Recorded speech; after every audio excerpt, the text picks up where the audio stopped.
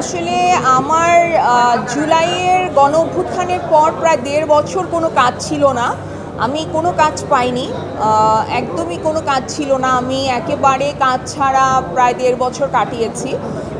এরপর প্রথম আমার কাছে ফোনটা আসে রুবায়েত হোসেনের। রুবায়েত হোসেনের ডিফিকাল্ট ব্রাইড কাজটা আমি করেছি। যেটা ইনশাআল্লাহ খুব ভালো একটা ফেস্টিভ্যালে যাবে বলে আমি আশা করছি। আর এর পরেই আসলে আমার সাথে ভিকি জাহেদের কথা হয়, আমি ভিকির কাজটার সাথে সম্পৃক্ত হই এবং তার কিছুদিন পরেই আমার তানিম নূরের সাথে কথা হয় এবং বনলতা এক্সপ্রেস করি। সো ডেফিনেটলি এটা অনেক আনন্দের। প্রায় ১.৫ বছর কাজ না করে আবার সেই কাজের ফ্লোতে ফেরত আসা ডেফিনেটলি অনেক আনন্দের। আর কাজগুলো ভালো যাচ্ছে, সেইটা আরও বেশি আনন্দের তো বাড়ে। বাট এই বাস্তবতাটার সাথে আমি আসলে এই জন্য আপনাদেরকে প্রথমে এইটা উল্লেখ করলাম যে ১.৫ বছর আমার কাজ ছিল না।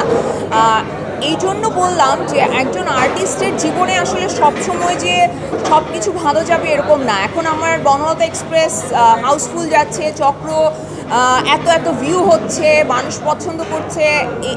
এইটাও যেমন আমার জীবনের পার্ট, সেই রকম আমার ১.৫ বছর কাজ ছিল না এটাও আমার জীবনের পার্ট। সো দুইটাই আমি উপভোগ করি। কোনোটা হয়তো কষ্টের মানে অনুভূতি, কোনোটা হয়তো আনন্দের অনুভূতি, কিন্তু দুটোই অনুভূতি যেটা আমি আসলে নিজের ভেতরে ধারণ করি। সেটা তো আমি জানি না, সেটা যারা আমাকে কাজ দেয় নাই তাদেরকে জিজ্ঞেস করেন। আমাকে কাজ দেয় নাই, ১.৫ বছর আমি কোনো কাজ করতে পারি নাই। আমি আমার কথা বলেছি, এখন সেই কথা কার কি মনে হয়েছে সেটা নিয়ে তো আমার কিছু বলার নাই।